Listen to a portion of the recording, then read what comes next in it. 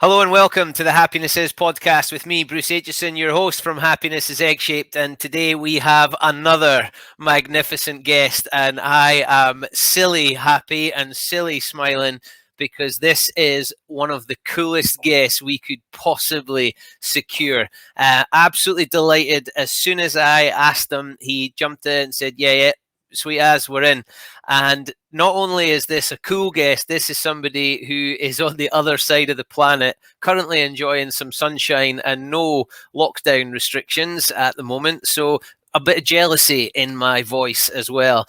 This is a guy who has come right into the forefront of everybody's consciousness in world rugby. I reckon he is probably one of the most recognisable faces and names in the game at the moment because of all the good stuff he is doing. He is a man who has rugby and its people in his heart, and he is doing his damnedest to make sure that everybody gets a fair crack. And I am very, very excited to speak to somebody who has a whole bundle of caps for Samoa. He's played for what must be one of the most exciting invitational combination teams on the planet, the Pacific Islanders. He has been to World Cups. He's played in the Premiership. He's played in France. He's in Aussie. Please welcome our very special guest, Mr. Dan Leo.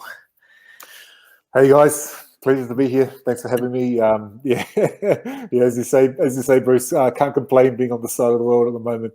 No masks, no social distancing. The only thing is we can't hang out and see all of you guys on that side of the planet. So let's hope things improve pretty drastically and pretty quickly. Eh?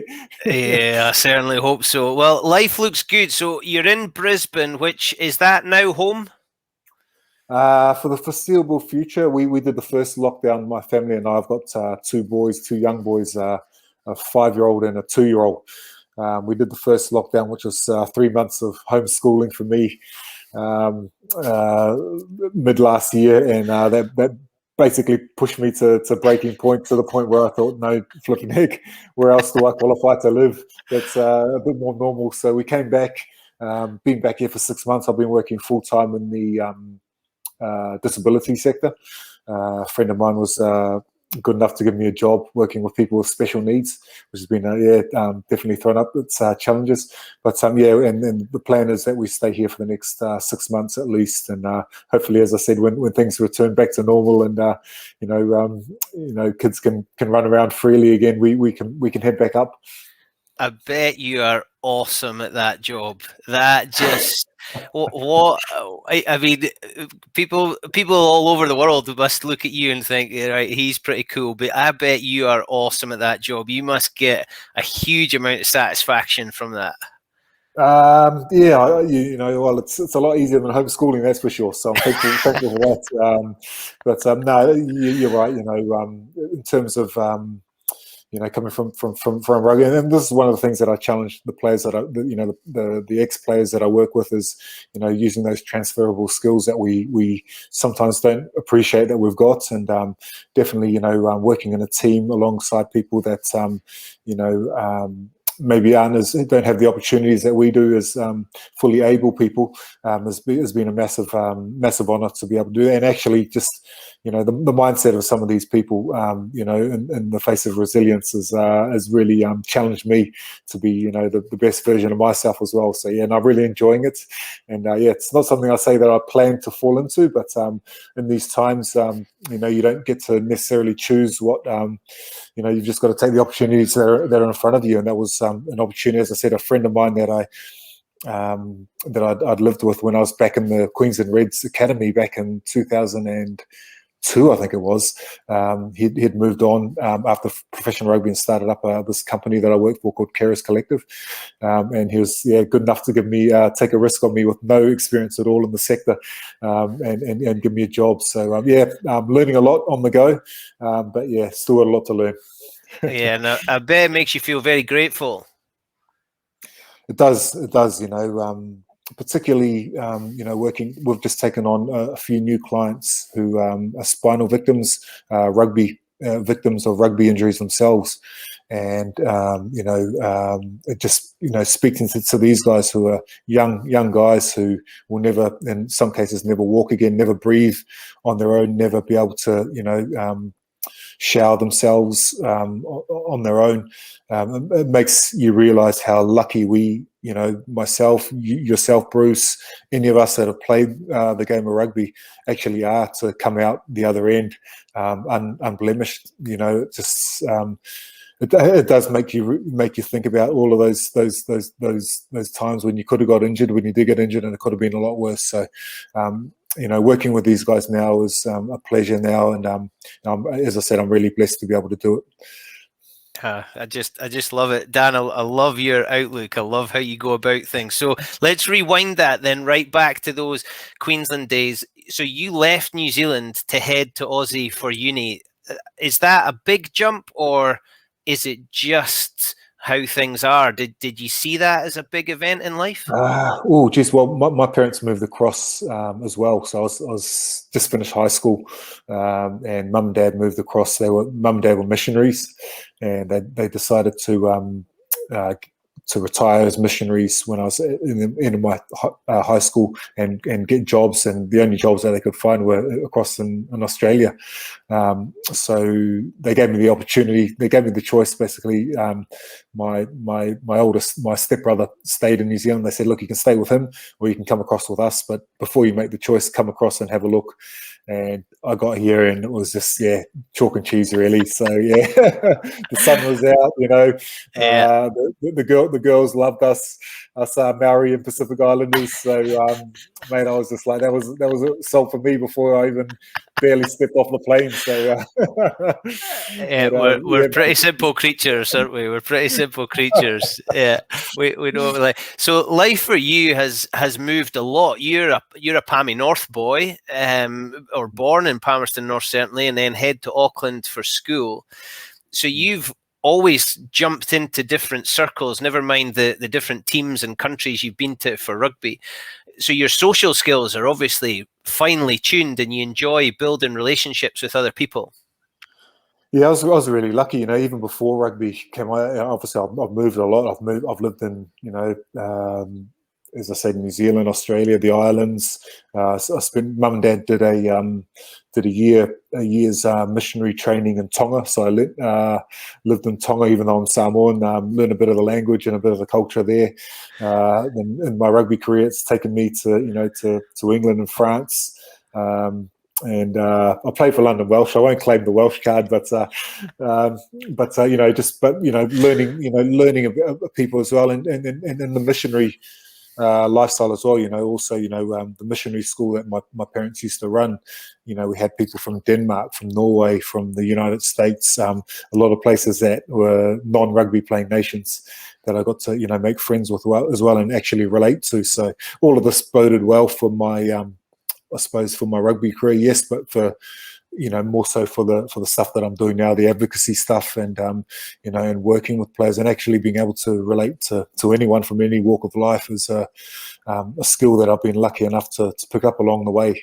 It wasn't planned, but as you say, but I was lucky enough through circumstance to have some pretty cool experiences growing up, including going to school at Auckland Grammar, as you mentioned, and living in Auckland, which is we like to say think of ourselves as one of the most multicultural countries in the cities in the world. In terms of Polynesians, yes, and again that's put me in good stead for working with Pacific Island players and players of descent in the role that I do now. I can imagine you, Dan, being reasonably comfortable in almost any social circle. You can speak to paupers and princes, no doubt, and you've had to, with this role that you've got, you're speaking to shirt and ties behind desks, but you're also going out and speaking to people who are almost your peers. You're a role model to those younger than you. What's the role that you relish the most? What's the role that you think you get the biggest kick out of? Yeah. Geez, that hasn't always been the case. I, like many Pacific Islanders, when I first arrived in the UK as a 23-year-old, I was very shy, very reserved. I wasn't outspoken at all. It was just all about towing the line and respect for elders, because that's the way I've been raised. It wasn't actually until and I'm gonna blame you Brits for this, particularly the English, because I married an English girl, Sarah, my wife, and I vividly remember sitting around a dinner table with a few of her uni friends, and in my background, the way that I've been raised is that when you're meeting new people, you don't say a lot. You're seen, and if somebody asks you a question, you answer, but you're not the one making conversation. And I remember getting home that evening and Sarah looking at me and just going, "Why were you so weird? Why were you so despondent with everyone at the table?" And for me, that was my way of showing respect. I was like, no, I just didn't want to be overwhelming for people. I just, but for her, it had come across as rude. So automatically for me, I learned at that stage, okay, well, that's, I need to change, and that hadn't been something that I was really used to. But all those sorts of circumstances are what life throws at us. And I learned from that. And I thought, okay, well, that's I'm in England now. I'm not back in South Auckland. I'm not in Brisbane, in the Samoan community in Brisbane. I'm in, and you're expected to make conversation, and that's a sign of respect when you're open and when you're friendly. And that was very different to anything that I'd really experienced up until that point. So. So I've got my wife to thank a lot for the way that I've developed, and also just challenging me on not accepting the status quo, which is I'm sure we'll get into this, Bruce, a little bit further down the track. For us, it's we don't rock the boat as Pacific Islands. It's just it's all very and we come across as very laid back people, but which is possibly why we're in the positions in terms of rugby that we are. So anyway, sorry, I've gone off. No, not at all, not at all. One of the so that's a cultural bit, and we will definitely get to that, because I've played in different places and almost always come across a Pacific Islander. I've also almost always come across another bloody Scotsman, because we tend to get everywhere as well. And I don't know what that says about our home countries, but we could maybe talk about that another time too. But these cultural things are really important, but they can be small details. And I'll give you a funny one that a friend of mine, Ben Fisher, who's a Kiwi from Wellington, came across to Scotland, was here for years and years. He's now back working for New Zealand Rugby Union.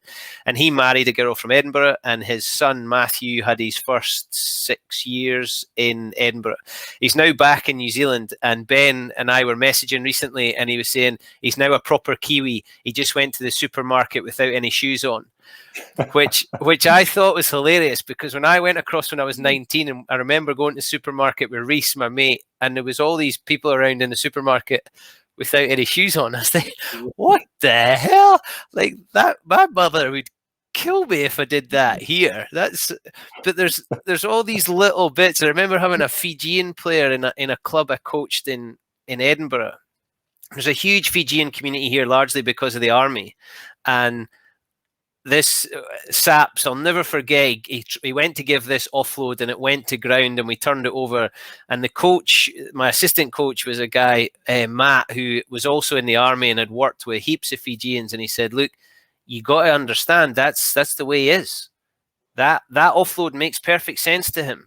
So you got to take the times it doesn't come off with the times it does come off.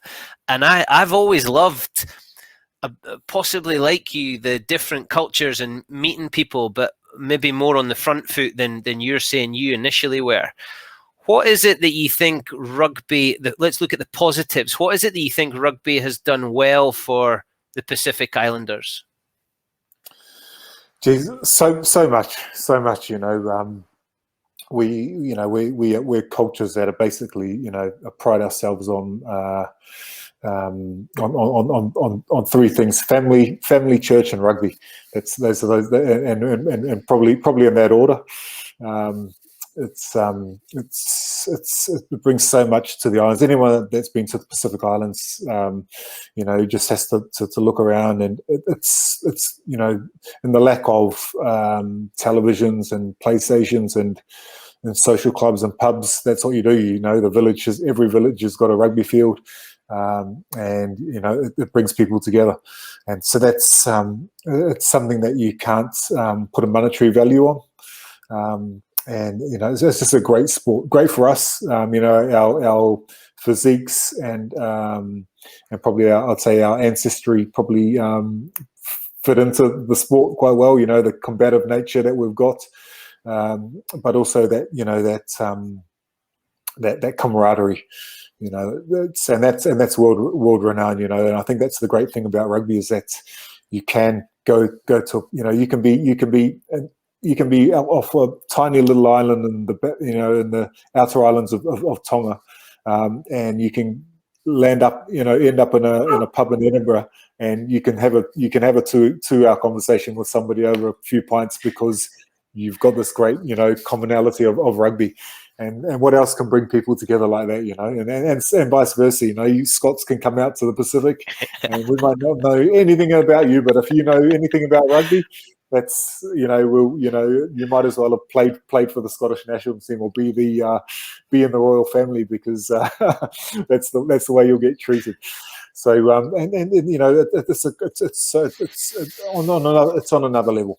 And what I guess it brings to our countries is a great sense of pride, because we are very good at rugby.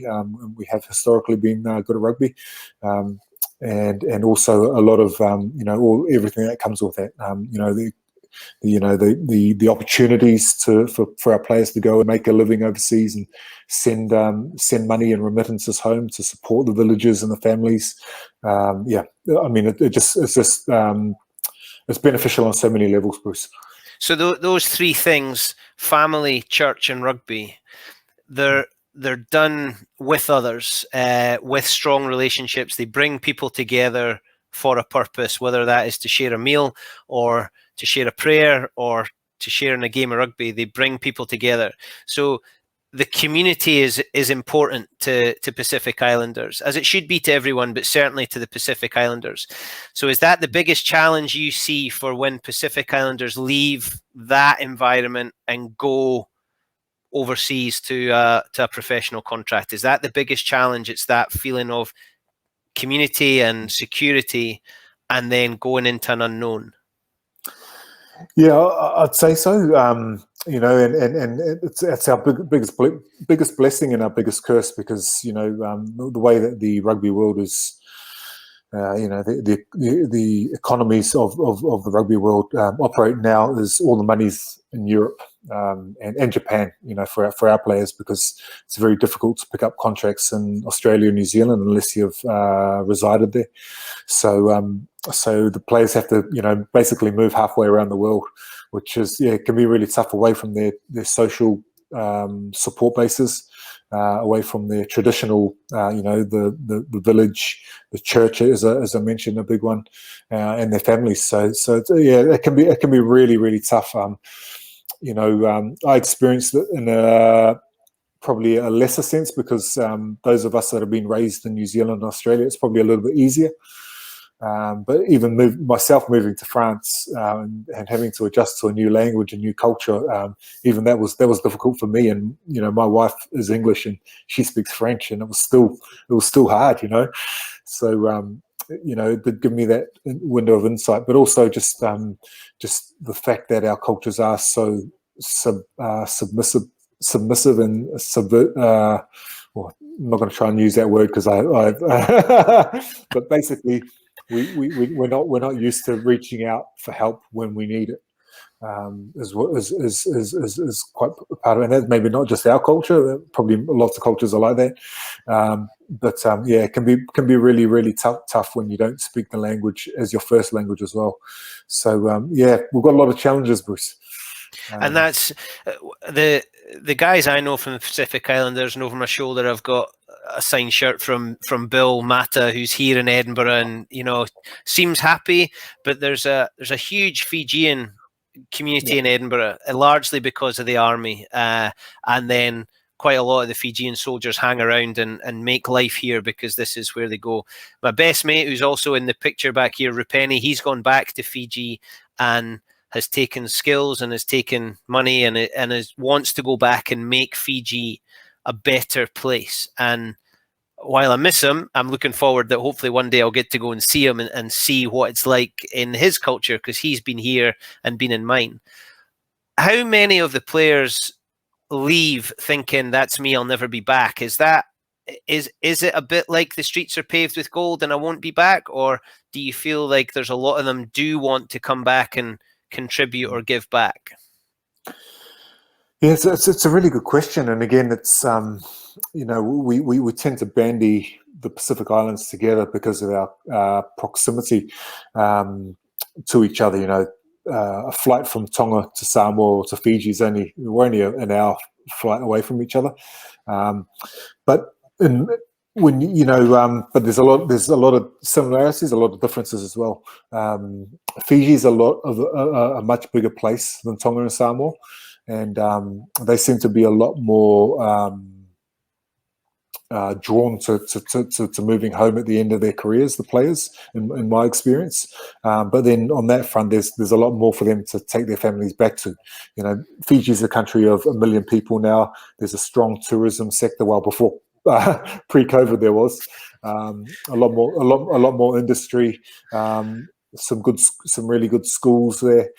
So a lot of the Fijians that go back, the Fijians that I meet are a lot more, that's their focus. They want to earn good money and go back. Whereas with the Samoans and Tongans, it can be very different. Most of the Samoans and Tongans that I work with, their plan is to save enough money and invest wisely enough so that they don't ever have to go back to Samoa or Tonga. Okay. Because they're such small places, particularly those that have made a life overseas and have raised their children in a Western culture. I'll use an example. Henry Tuilangi, who's a very good friend of mine, he's got seven kids. Now they've all been basically raised in France for his. I think he had an 18-year career or something like that, in Leicester and then France. So they're basically European, and they're all fluent in French. They've done most of their schooling there. So for all, domestic players, they're French, and to move back to an island like Samoa, particularly where their family is in Savaii, which isn't even the big island, it's a lot more laid back, a lot less resources than the main island, would be really, really difficult for the kids. So he's decided to try and stay in France. Even to his detriment, and probably against what his heart's, the callings, the pulls. If you've been raised in those islands, you always want to go back. It's the same as my father. His biggest dream is that we all, all of us, me and my sisters, we buy a commune back in Samoa and take our wives and husbands and we all live there. It's never going to happen, but he likes to hold on to that dream. So it can be difficult when you realize that dream's never probably going to be a reality. But those are some of the challenges. It's just there's such a small place. Tonga again is 100,000 people. There's not much going on in Tonga. So if you've got kids who are university educated, it's to take them back there. To limited opportunities is going to be very difficult.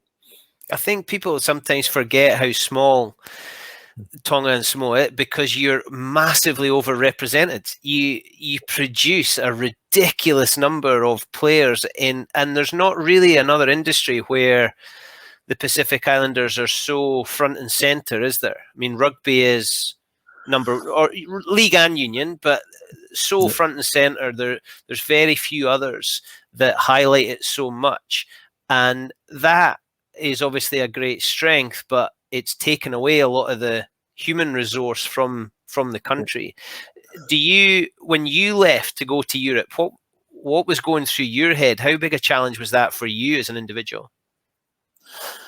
Yeah, you've touched on a couple of important topics there, Bruce. I think not only do we have the rugby agents and scouts and schools coming out to the Pacific Islands, looking for talent, offering scholarships, etc. We've got rugby league. We've got the NFL now. They ran their first professional scouting camp in Apia last year. Traditionally, they've only stuck to American Samoa, and Pacific Islanders, even from that tiny population of American Samoa, is only 20,000 people. Pacific Islanders in the NFL are per capita the most representative people group in the NFL. Wow. That's just based on a few American Samoans and the Mormon population that have moved from Tonga and Samoa to the state of Utah. That's where they pick up all these players. So they've come. They're on our shores now. So the Sharks are circling. So it's really important that we look into the pathways, that we get this right. That we if we want to continue being rugby playing nations, that we see the investment that's needed there. For me, as a young player coming to Europe, probably none of that was really on my radar when I first arrived. I knew I always wanted to play for Samoa. I was never good enough, probably, admittedly, to be an All Black.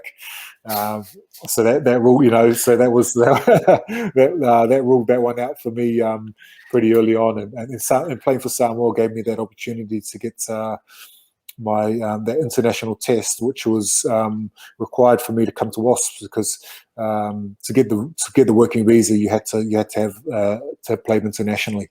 So I was very lucky to be able to qualify for Samoa, and then come and make a livelihood out of rugby over in the UK and France. So it wasn't massively on my radar, any of this sort of stuff. The politics and the I don't think that's on anyone's radar. Yeah. I guess you could say the exploitation wasn't something that I came into knowledge of until much later on in my career. Who's the biggest job, or what is the biggest job for education of rugby players? Is it the player? Is it the kid? Or is it the parents and the village? Geez, I'd say the agents. For me, the missing link in the whole situation is the agents, because the agents are the first port of call that players will go to. And for us as Pacific Islanders, and my dad, he only went up to, I think he did 2 years of primary school, and then he left school, so he never felt equipped to be able to help me with anything on the contract front. So, and a lot of our Pacific Island parents are in the same boat. A lot of them left school to go and work, to provide, and that's the same for the ones that, even the parents that are living in New Zealand and Australia. A lot of them, hold down 2 jobs to make ends meet. Low skilled labor. That's there was a massive drove of Pacific Islanders that came across to Australia and New Zealand as they were industrializing in the early 80s, late 70s. So that's so our parents can't really help us, and that's what's difficult. That's what I've really come to realize when a lot of the players that I play with in the UK, in Scotland, Wales, England, Ireland, it's basically it's a private school sport. Yep.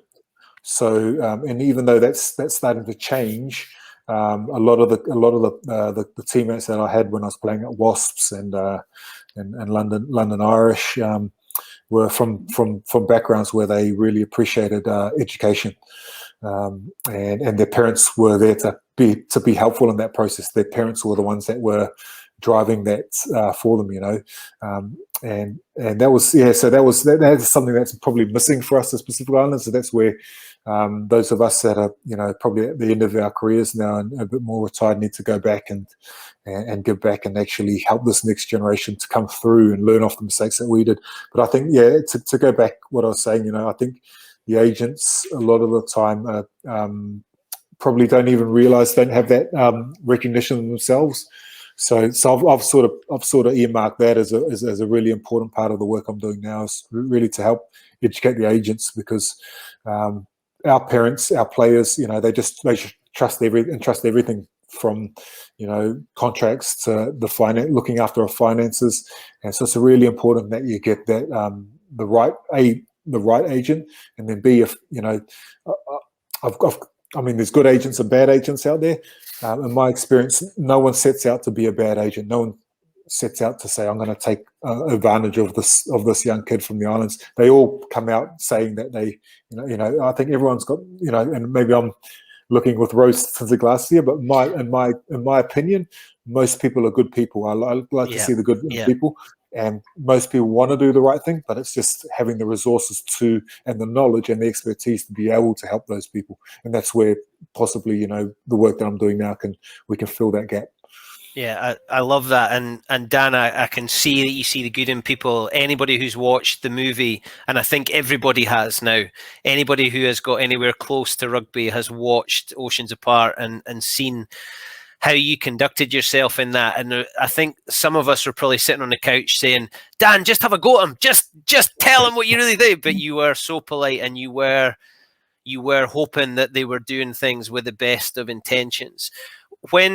When you talk like that, it makes me think I was having this conversation with somebody the other day about football in this country, and footballers, the sweeping statement, but came from working class backgrounds. They, football was their thing. And that was their way to then getting the glory and the riches, and all they wanted. But initially, all they wanted to do was to score in front of their home crowd. That was their dream. And after that came the riches, and the setup here, like you said, is there's a lot of private school. There's a lot of really well educated. Rugby still has that class, as much as people like me would love to think it doesn't. It's still there. So these players that you're talking about, they're on a conveyor belt, aren't they? These kids are still being produced in Tonga and Samoa. It's not that this well is going to dry up. So this need that you're talking about is needed now in this instant, but it's also still going to be needed in the years to come. Yeah, it is, and that's the thing. I think every rugby player wants to leave a legacy, wants to leave, a jersey that they may have worn in a better position than when they first put it on, and it's about passing that on. And for me, that's exactly you hit it on the head, Bruce. It's about being able to leave the game in a better place for that next generation, so that they don't have to go through some of the abuse that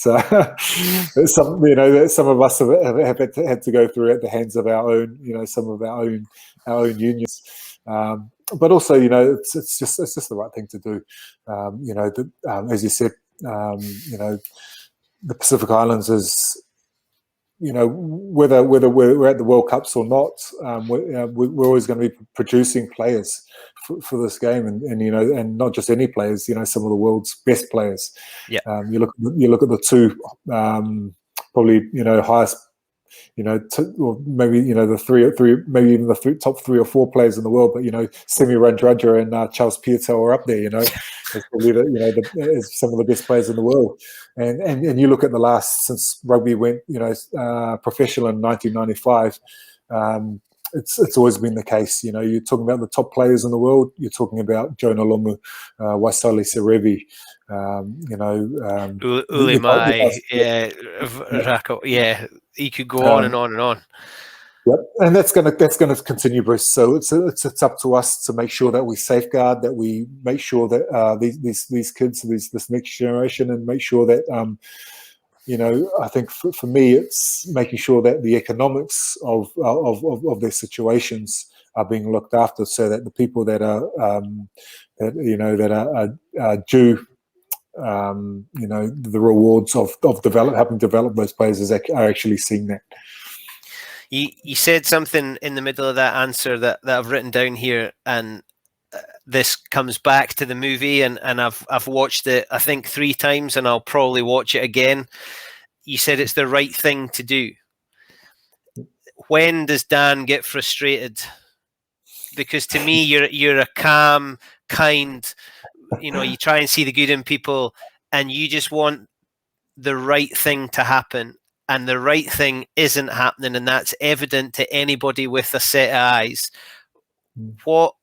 When do you get frustrated, or are you able to detach yourself and say, no, I've got a professional job to do here to support people and to put things in place for what moves on? Yeah, I think you're exactly right. I think no one's ever convinced through anger, or very, very, very little of the time. So it's important that we keep our cool and just, we just do this in the right way. And that's the Pacific Island way. We go through tough times, and but we do with a smile on our face, even if when I remember playing my first test for Samoa, and it was against the Wallabies in 2005. We lost that game 70 points to 7. We came off the field, they were laughing, they were singing, they were having a great time. You would have thought we'd won by 70 points to 5. That's the island way, mate. It's at the end of the day, it is just the game. I sometimes have to step back and remind myself of that. And there's a lot of people struggling in the world, a lot more than what we're struggling with. With our rugby struggles with Pacific Island rugby. So it's about perspective. But in saying that, we don't just sweep it under the carpet. We want to. We want to see, we want to see, and I ultimately believe that it's for the good of the game. I think that if you look after the small guy well, then everyone benefits. It'll benefit the tier 1 nations, hands down. It will, and it's about growing that pie, and whatever piece of the pie you've got becomes worth a lot more if you grow that bigger picture. So financially, it makes sense as well to do the right thing. I just can't see the what the resistance. I mean, I know there is resistance, but I don't see the logic behind the resistance some of the time. But when that resistance is out there, sometimes it's just people stuck in their ways. And again, we've got to have grace for those kind of people. Everyone's on the journey. I make mistakes. I made a massive mistake last week. I tweeted something about CJ Stander. Career, and I was like, and I got it wrong. But we've got to be willing to apologise, say when we got it wrong, and move forward. No one gets it right all of the time, so we've just got to make sure that but we're all pulling in the same direction, and that's the great thing about the rugby community. It's about the values. I do believe that the values of rugby are still there to some extent, but it's up to us, you and me, people that are listening here, to make sure we're protecting those values, to make sure it doesn't just become a sport about the bottom line, how much money is being made. Because if it does, then we've not, it's not those people in the suits that have failed. It's us as the supporters and the lovers and the players of the game who have failed. Because ultimately, the people in the suits, and the unions and World Rugby, they reflect us. They reflect the people that they represent, which is the smaller clubs, the people that turn out on the sidelines on every Saturday and Sunday supporting their kids. We are rugby. It's not them. Dan, I'm in absolute awe and in love. I think if you had a mic, I would let you drop it and just walk off now, and that would be the finish. There's so much in there. I'm not going to convince people with anger. We need to show grace. Right? Can we start this now? Dan Leo for World Rugby President. Will we just? This is your launch. Will we just go for it? Mate. Well, I'll tell you what. I don't know if I'm cut out. So I'm just like everyone else sitting out there watching. No, you're not. No, you're not, Dan. Wants to see it in a strong place, and becoming that world game that we know it can be. And protecting the values. Is key to that, mate. And I really appreciate it, Bruce. Everyone that's watching, all the support that they've given for the documentary. Because we didn't know how it would be received, and it was the first time for me. I didn't have any filmmaking background or anything like that. I was really self-conscious about presenting it and that sort of stuff. But if you're passionate enough about something, you just got to get on with it and do it and do it. And for me, that was something that was very close to my heart. as I know it is for you and the audience here. So and I really appreciate everyone's support for that, for Oceans Apart, and what we're trying to achieve there. It was awesome, and I was getting messages from people because they know I'm a rugby fanatic. I was getting messages from people who weren't necessarily rugby fanatics talking about this guy Dan Leo, and this isn't fair, and it's gone further than just. I think sports people have watched it. I'm not sure. I think maybe the timing was good because people were looking for stuff to watch, and this came up. So I think it was awesome. It was so good, and that point I'm going to pick up on that one because that's a word I love is passion. Now you don't have to do this stuff. You're doing this because you're passionate about it and you want to make the world a better place. Have you found it easy to get people to jump on your bandwagon? I think I wouldn't say easy. I think taking and maintaining the moral high ground is really important. And just when something's so obviously right or wrong, it's easy, and you've just got to make sure that you're aligned with that. Again, it comes down to saying things and challenging things when things do need to be challenged, doing that in the right way, with humility, respect. I think definitely when it came to confronting people like our Prime Minister in Samoa, I know as you said, Bruce, people, and you see it all the time with presenters. Probably more experienced presenters would have pushed a little bit harder on people like Brett Gosper and stuff, and really held them to task. For me, it was just about just asking the questions and allowing them to give their point of view without me trying to put them into a box and say something that they didn't necessarily want to say. For me, that's the biggest thing. Those aspects, and hopefully allowing the good in people to shine through. Which again, as I said, I think it's in all of us. Let's really push forward. Let's focus on the positives, because there's a lot of positives to take out of where the game is at the moment as well. And I know it's going through a lot of tough, with COVID, with the concussion, with the Women's World Cup being cancelled. There's a lot of there's a lot of things that can probably get you down around the sport, but there's a lot to be positive about as well. And for me, it comes back to those values and those. The thing I've always loved is that just getting out there at whatever level it is, and that was why I played on for as long as I did. Went right down the levels, right down to London 3 Southwest. I think we were playing at London Cornish at one stage, but it's just about getting in the clubhouse. Not even about the results, just about getting there, and sharing those experiences with your teammates and having that camaraderie. It's so important. And at the essence of everything, if you take away all the money, take away all the all the fans. Well, we've seen all the fans have been taken away this year anyway. But you take away all the glitz and glamour of professional rugby. Rugby will always survive because there's good people that play it. And that's that gives me hope. That's what I know because I've been there. The 99% of people that I meet in the rugby world want to see the Pacific Island side. They want to see us achieve greatness and achieve our potential, I suppose.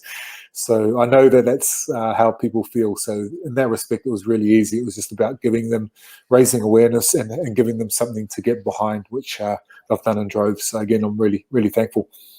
I just love it, Dan. I absolutely love it. And talking about going down the leagues, I mean, you've just said we got hammered by the Wallabies, but we were smiling and we'd been able to play and we were together. I don't know if you use things like band of brothers or family or all of that stuff, but that's what it was. The same with London Cornish. Now, I'm trying to picture what it must have been like playing against London Cornish, and Dan Leo gets out his car and takes his kit bag out his boot, and I'm standing as a fly half thinking, oh no. Well, I'll tell you what, it wasn't as bad as you think. Actually, if anything, I was the one that was coming, because the problem is when you step down to the amateur leagues as an ex-professional, you've just got a target on your chest, and everybody that wants to make a name for themselves, every time I got the ball, I had four or five guys on me. So I learned how to distribute. I learned how to pass over the top and throw the skip pass and everything because I had to, because I was getting hammered, and you can't win. You can't win playing him. Yeah. It's like, if you play well, everyone goes, well, okay, yeah, but he's an ex-professional. Of course, he's going to play well. If you play badly, everyone's like, well, hold on, he's an ex-professional. Why is he playing badly? Yeah. You could just imagine so many people dining out on that one. You'll never guess who we beat today, and you know who they had playing for them? Yeah, Dan Leo. Yeah, but I could just imagine those stories getting bigger as the night went on. So you came across, and you mentioned about playing for Wasps and playing in France. When you came across, who did you look at and think, I'm sharing a changing room with this guy, or what planet is that guy on, or I'm playing against this guy and I've only ever were there any moments where you went back to being just little Dan, a bit starstruck in that environment? It's funny, hey, when I came across the Wasps, I don't really know anyone. I knew the guys that have been. So I think that's one of the well, back then it was one of the best the things that Super Rugby did well. They just really you just got basically bombarded with propaganda saying that there was no other competitions in the world apart from Super Rugby. So I knew all the Super Rugby teams and stuff, but I knew very little about the English Premiership or the Six Nations, or the top 14 in France. I knew 3 names on the Wasps side, and that was only because they'd been in the 2003 England team, and it was Delalio, Matt Dawson, and Josh Lucy. Those are the only names I recognised when I turned up to Wasps. And Simon Shaw, sorry, 4. So I was a bit starstruck by those guys. But then I got there, and there were some players there that were absolutely fantastic. And I had to look them up. I had to go home and Google them and go, this guy played out of his skin today. Like, who's he? Oh, Google. Oh, Rafael Ibanez. He's only been the first captain for the last, 7 or 8 years. been at 4 World Cups. Paul Sackey, guys like Alex King. Young guys like Danny Cipriani and James Haskell. It was just an amazing time to come through with guys that went on. If they weren't already sort of rugby superstars, like they went on to be. And looking back now, and being in that sort of setup and just walking into it basically with no reputation myself, and winning the Heineken Cup, I took it for granted because I turned up in 2005. Straight away, within 3 weeks of being there, we'd won the Powergen Cup. The next year we won the Premiership, and then the next year after that we won the Heineken Cup. I just thought, just these kind of competitions, they're easy to win, And then it wasn't until then I went for 10 years on and I didn't win anything, and I thought, flip, actually, what a time to be at Wasps, so it was an amazing time. Got some really fond memories. Good to see them coming back as well, Wasps. They went through some dark places, but I do follow them. If anything, I probably because they were the first club. I went on to play at Bordeaux for a couple of seasons, Perpignan and London Irish at the end of my career. Wasps really hold a special place in my memory in terms of just because of what we were able to achieve over that period of time. So great memories. It's an amazing thing when young guys win early. Is it wasted on them because they're too young, or do they get used to it? When do you appreciate it? But as we all know, the youth is wasted on the young, isn't it? I mean, it's massively, hugely. I think, and probably, I still keep in touch with that Danny Cipriani now. But we look back, and he's similar. To go, to have that high very early on in your career, and then it's coming at the being at the end of your career, you look back and you think, geez, I probably did take a little bit for granted. I've got no regrets on that front. I was really lucky to be there. I wasn't, as I said, I was probably, I think for me it was was used as a bit of a stopgap to fill in between a bit of the old guard and the new guard coming through.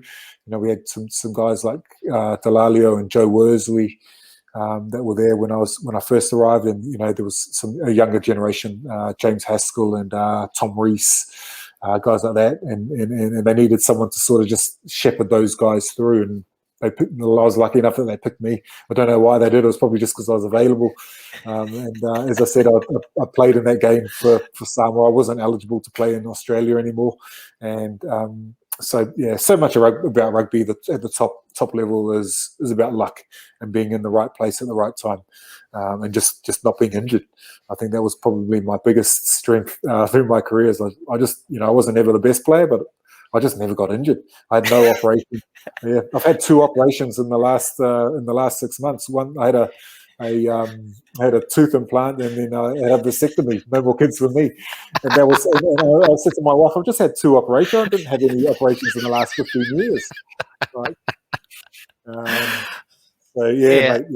So much of it's luck, and you've got to be very, very lucky to make it as a top athlete these days. So I've seen so many players with a lot more talent than me through coming through, but either they've haven't been resilient in terms of physically, they've just been unlucky with injuries, or mentally, so you got to, or you just don't get spotted.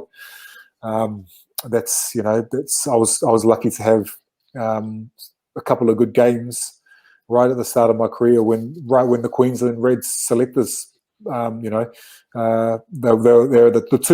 2 good games that I had that season. The selectors were there. I was rubbish for the rest of the season. I don't believe that for a second. And I went on to become an international rugby player based on having 2 good games at the right time. So I can't claim to be the hardest worker. I was never the strongest in the gym, never the best player, but I consider myself very, very, very blessed to be in the to be talking with you now and having these conversations. So Dan, what was the difference in culture between Super Rugby and then jump into the Premiership? Because we look from here often. You mentioned rose-tinted specs before. There's a feeling that Super Rugby, from this angle, from the Northern Hemisphere, it's basketball. It's not real rugby. And then there are other people who look at it and go, "That's what rugby should be like." So what was it like jumping from that to Premiership rugby? That was probably quite a different task. Yeah, I didn't play too much Super Rugby. If I'll be honest, I had 1 season contracted with the Reds, but definitely the thing that really sort of took me off guard was just the focus around the set piece. I felt like I've been a line-out forward in Australia for a few years, and then I came to England. I felt like I didn't know anything about line-outs.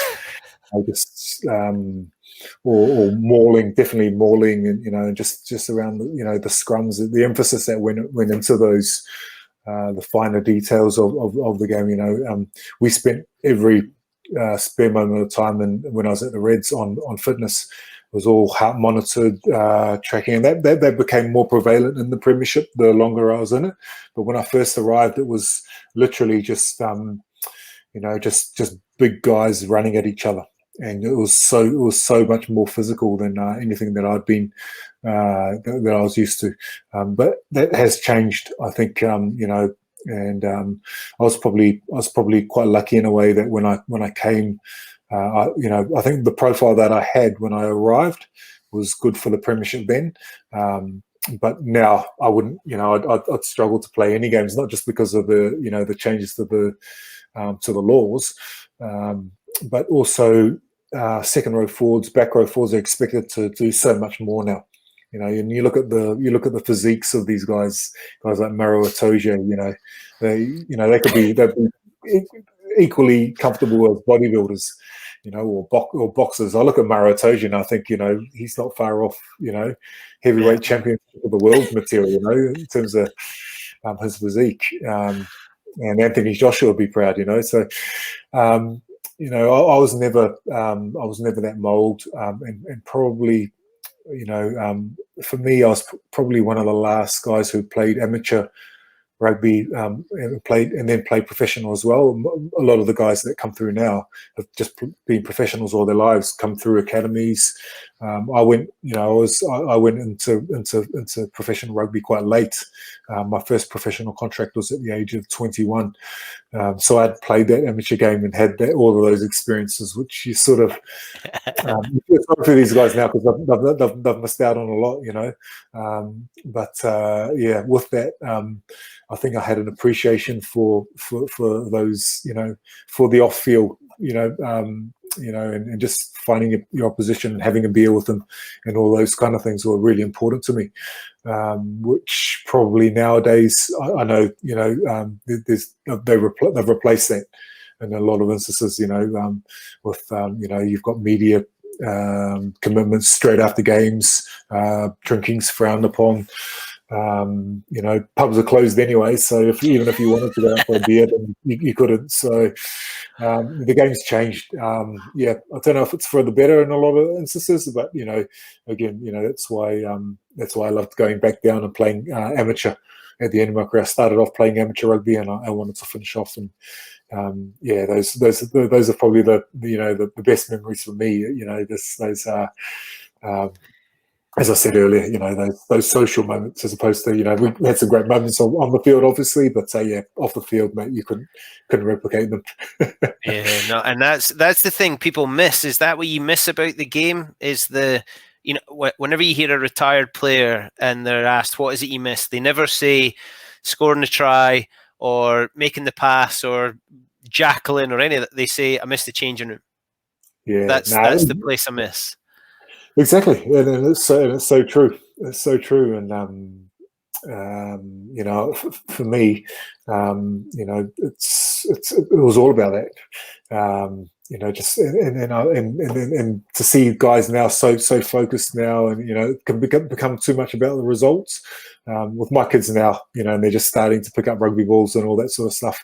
I want them to enjoy it first and foremost, you know, and rugby is so great for that, because you know, you can be the best player on the field, and I've seen it time and time again. You can be the ultimate star on the field, but off the field, unless you're a good bloke, you know, you're not going to get any respect from anyone, you know, and that's how teams are judged, you know.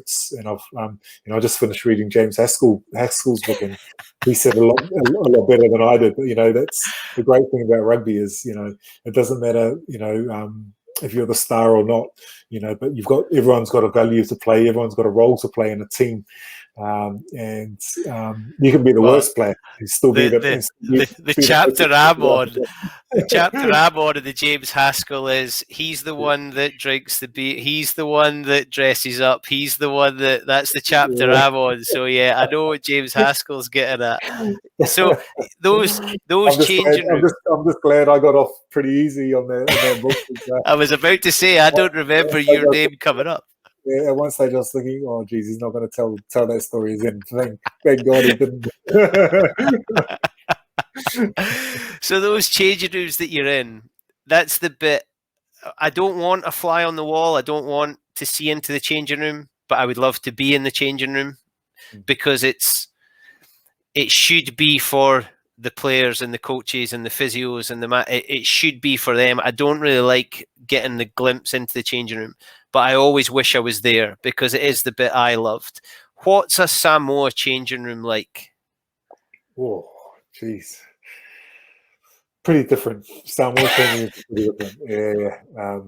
For one, I remember my first tour with Samoa, and Brian Lima was sort of the patron, the oldest, most senior player on the side, and he had a real bugbear about people wearing headphones, and that was sort of the big thing. You know, my generation was, you know, we were like, you know, we'd seen Joe Lomu doing it. Everyone was like, oh, Joe Lomu walks in with the big headphones on, I want to be like that guy. And so, you know, particularly us from, you know, that had been raised in New Zealand, we got to Samoa, and like he was like, hold on here, what's this? You know, if you're wearing headphones, it means you don't want, and particularly he had those worst ones on the bus. If you wore your earphones on the bus, he had a real problem with that. And I just remember him, thank God it wasn't me, but I remember him just telling the bus driver, he sent a message up to the bus, and the bus has just stopped. Or like, oh, what's going here? We're not back at our hotel yet. We're not at the training ground. Like, what's happening? And then he basically he had seen someone wearing headphones on the bus, and he called them to the back of the bus, and he goes, "Oh, what's your problem? Do you not want to talk to? Do you not want to talk to the player that's sitting next to you? Don't you? You think you're too good for him?" The guy was like, "Oh no, this is just how I prepare, you know." And Brian made him goes, okay, well, if the song's so good, and you think and you're enjoying it so much, can you share it with all of us? So basically made him walk up and down the aisle of the bus singing the song up loud. But normally that would be that, you know, under normal circumstances in a normal team, everyone would be cracking up and laughing and taking the mickey out of this guy. Everyone was deadpan. Everyone was scared. I'm not going to say it, but scared. So no one was laughing. It was like the most weird, bizarre atmosphere ever. So this guy was walking up and down the aisle singing this, I think it was like a Tupac rap song. So he was rapping along to it. No one was laughing. No, everyone was just looking down at their feet, just like, it was just really, really awkward. But no one ever wore headphones on the bus again, and we just, you know, and actually we started singing Samoan songs, and for me it was really great. I started to love it because, you know, I learned some of the language. We were only allowed to speak Samoan on the bus. And I didn't really know how to speak Samoan, so I had to learn pretty quickly. I was crapping myself the whole time, not wanting to get on the wrong side of Brian, not really knowing what was allowed, what wasn't. But yeah, so it was pretty different, Bruce. I don't know if it's like that anymore. When I became it was borderline. Some of the treatment from the senior players towards the younger players was probably borderline bullying. Back then, this is the early 2000s, and by the time I became a senior player myself, and guys like Census Johnston and Khan Fotuali'i, Joe Corey, we didn't want to have that culture. We wanted it to be a bit more abrasive. We realized by that stage that the best performing teams got the best out of the young players and actually valued those young players, as opposed to just, you know, treating them like shit, which seemed to be that sort of back of the bus mentality from, you know, probably in all of rugby back in the 80s, whereas we were still doing it as Samoa in the early 2000s. We hadn't moved on with the times. So it was important for us as senior players when we got our chance to really let that go and just sort of, you know, move things on a bit. So Samoa was pretty different, mate. And did the boys like to sing together? We did. Well, that was what we were doing the whole time. So there was no Walkmans, no Discmans back in those days on the bus. So all we could do was sing, and we didn't have money to go to the movies or do any social events. So you know, we just sing, and that was what we did good. Just all church songs. That most of us, you know, that most of the boys knew. And if you didn't know, you sat next to a local. They'd put you in a roommate situation with one of the New Zealand raised guys, with one of the locally raised guys, and basically your job was just to learn as much as you could off those local players, because. And they were learning, you know, whereas we were trying to bring them up to speed, some of those local players on a rugby sense, in terms of our experience that we had in trying to, you know, they didn't have any professional background, so we were trying to help them out. They were helping us out with the culture and actually helping us to root ourselves back in the Samoan culture, which a lot of us had lost, being raised in New Zealand and Australia. So it was sort of a bit of a give and take, but yeah, brilliant times. You know, we went to Samoa, and we did a 1 week camp on a desert island, and it was called the Back to Your Roots camp. And basically they just released, I think they released about 10 pigs onto the island, and they gave us we were in groups of 4, and they gave us about 6 or 7 machetes, one per group, and they were like, there you go, you got to survive for a week, go and find water. We know there's enough food on this island because we've just released 10 pigs. Now you guys are on your own. And I'll tell you what, that was a real eye opener for me, you know, like having to hunt out. I'd never seen anything die in my life, and then having to slit a pig's throat. You know, you probably wouldn't be allowed to do it in the UK, you know, because of health and safety and RSPCA and stuff like that. But in the islands, anything goes, you know.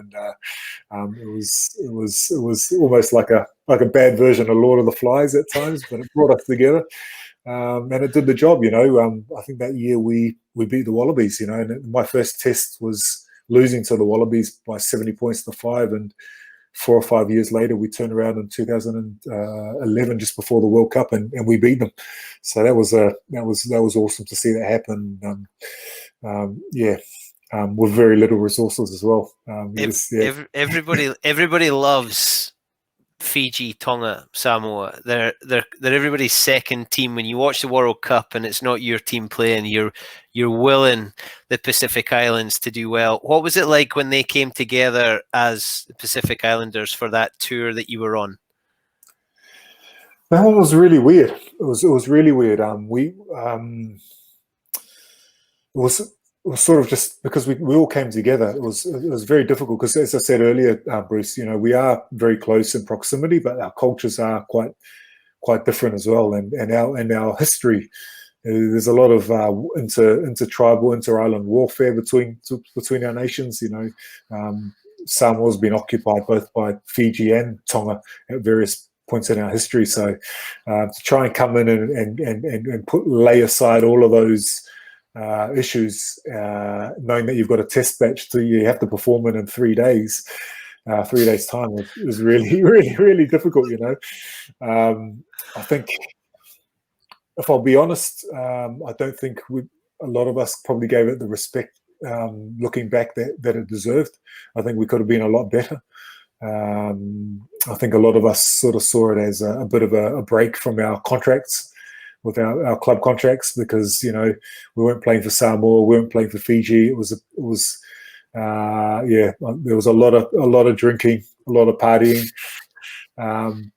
but some great, for me, I was quite young. It was 2006 when I first went on there. I'd only been I was playing with guys like Rupini Tautau Nibutha, Simon Roualui, Alessandro Tui, like some of the big names. Guys that I really looked up to. That was probably the highlight for me. But yeah, again, it was Bruce probably falls into that bracket I was speaking about earlier. One of those ones you look back and you think, flip, I don't know what I had until it's gone. Yeah. And if a lot of us had the opportunity again, we probably would have taken it a lot more seriously, especially knowing what we know now. And that the team is not in existence, and a lot of people are fighting to see a resurgence, to see it come back. Let's just hope that when it comes back, it's given, and that was probably, and I think that mentality that we had as players was probably dictated from higher up. It wasn't very well funded. The preparation time wasn't great.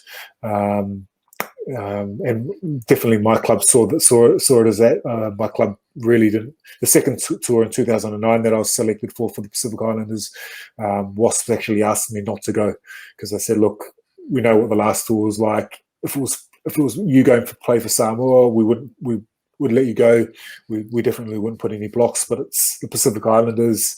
It's a bit of a Mickey Mouse tournament, test series. Would you mind staying? They'd lost, Tom Palmer and Simon Shaw to England at the time as well. So they wanted a bit more second row stocks around. So I could sort of understand where they were coming from.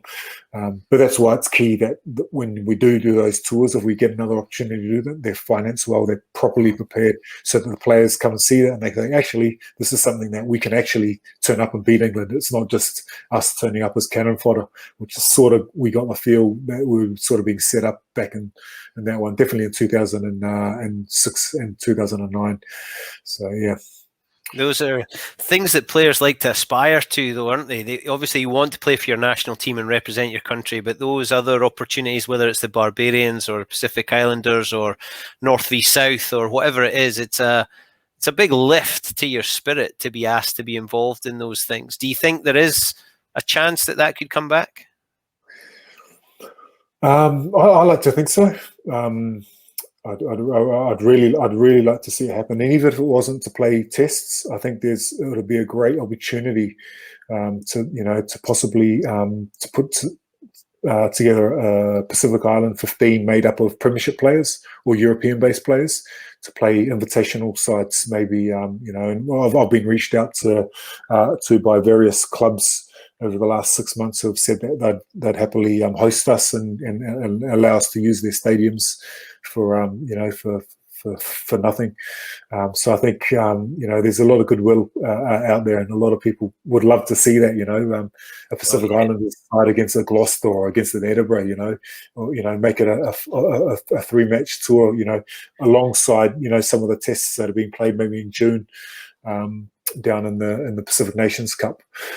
So I think there's a lot of potential. I think we need to look at it slightly differently than what the format was last time.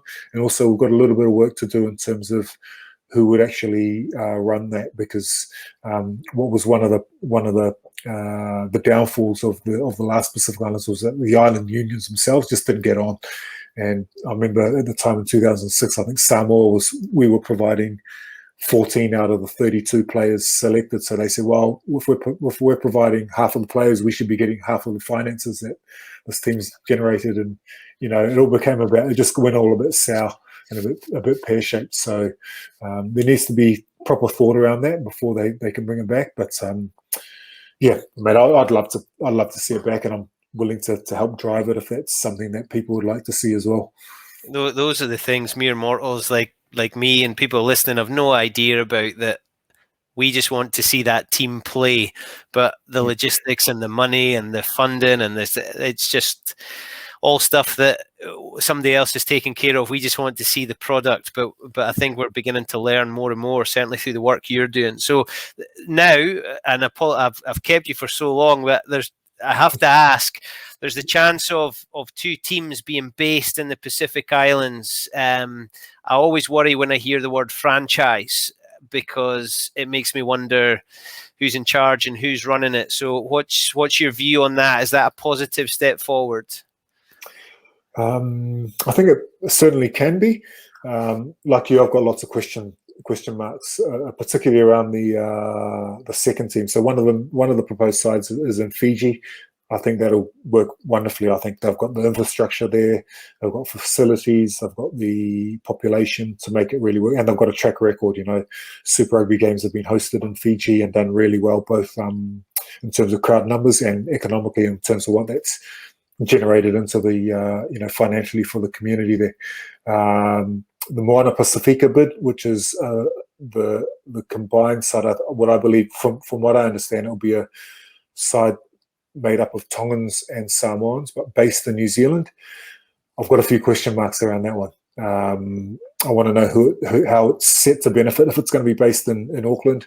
I think we need some assurances around how that's going to benefit the islands, how many games are going to be played there, what the organizational structure is going to be, where the finances are going to go, where whether they're going to get a fair share of the money generated in terms of match broadcast revenue. All of those questions need to be answered. For me, any side that's going to be a Pacific Island side needs to be based in the Pacific. We can't allow it to become a fifth or a sixth New Zealand rugby franchise. That would be, in my terms, detrimental to the cause that we've been fighting for. For me, it's got to be something that's positioned in the Pacific Islands and actually with assistance from World Rugby and possibly New Zealand Rugby, run by Pacific Islands as well. So we need our administrators in there, in those top positions, learning the trade alongside somebody, maybe for 3 or 4 years, until they get to the position where they have the skill set to be able to run that independently. But until those assurances come through, I'm not getting too excited. But definitely the Fiji bit, I think they're ready to fire. And let's hope it goes. I think it's really positive, and good to see that World Rugby have, probably, albeit being dragged kicking and screaming to the table, have finally seen it within their hearts to invest into those sides as well. It's only taken 20 or 25 years of professional rugby for us to get to this point. Yeah, I think it's, for anybody that loves the game, we want this to work. We don't want it to be 2-year project, and then it leaves a bigger hole than was there before. And again, I come back to, I don't know politics, I don't understand politics. I just want it to be right for those people. How important is somebody like Ben Ryan for the cause of Pacific Island rugby? Yeah, he's been a great advocate. And continues to be a great, he's a great thinker on the game, and someone that's just got so much experience in terms of our mentalities that we have as well. Definitely in Fiji, he's got a lot of respect there, a lot of mana, we say, and we need, and he's outspoken on issues. He'll say, he'll call a spade, and that's probably what we've been lacking is people that are knowledgeable, A, and B, willing to call things out when they need to be called out. So like Ben and many of us others, hopefully with more voices like that being vocal, it'll inspire others to raise, to speak out as well, and really add to the momentum that's starting to build now in terms of really seeing the Pacific Islands get a fair crack of the whip, I suppose, and that level playing field that we've needed and wanted for so long. Yeah, Dan, I've absolutely loved it. I've kept you longer than I told you I was going to keep you. I could go on, but it's probably your bedtime now in Brisbane. I asked people this question to finish this sentence, and I'm really intrigued what Dan Leo is going to hit me with here, because you've spoken a lot about happiness and positivity and seeing good in people. So at the end of the pod, I asked people to finish the sentence, happiness is. So Dan Leo, for you, happiness is?